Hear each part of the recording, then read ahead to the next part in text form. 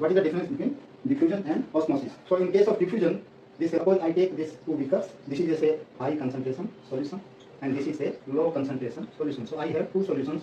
One with higher concentration means if I say this is your M1, this molarity, and this is M2, then M1 is greater than M2. That I have taken the two solutions, and suppose they are connected by say any membrane which is not semi-permeable. That means this membrane allows both the molecules of solvent as well as solute to pass through it, because the pore size is not that small that it will allow only the solvent molecules. So now what will happen? Now suppose this is 1 atmosphere and this is 1 atmosphere. That means atmospheric pressure is acting on both the solutions. So what will happen? Because this membrane allows both the molecules of solute as well as the solvent, they can pass through this.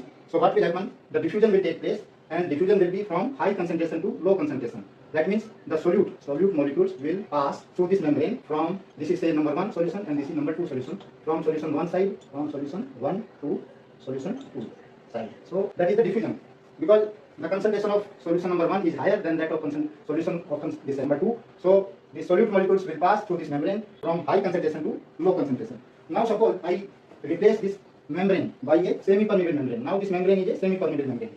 So what will happen? This will not allow the molecules of solute to pass through it. So there will be no diffusion from high concentration to low concentration. That was taking place when this membrane was a normal membrane. It was allowing both the molecules. And now in this case, as this membrane is a semi-permeable membrane, it is allowing only the molecules of solvent to pass through it. So the solvent molecules will now pass from this side to this side. Okay. Now the flow of solvent molecules will be from this solution 2 towards solution 1, 2 to 1.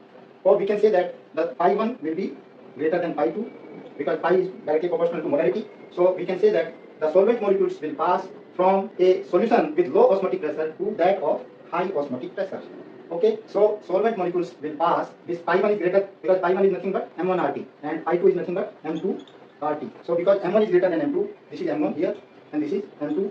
So pi 1 is greater than pi 2, and the solvent molecules are passing from this to this, that is from pi 2 to pi 1 side. That means from low osmotic pressure to higher osmotic pressure. So movement of solvent molecules takes place from lower osmotic pressure to higher osmotic pressure solution, or from hypotonic to hypertonic solution, or from dilute solution to concentrated solution.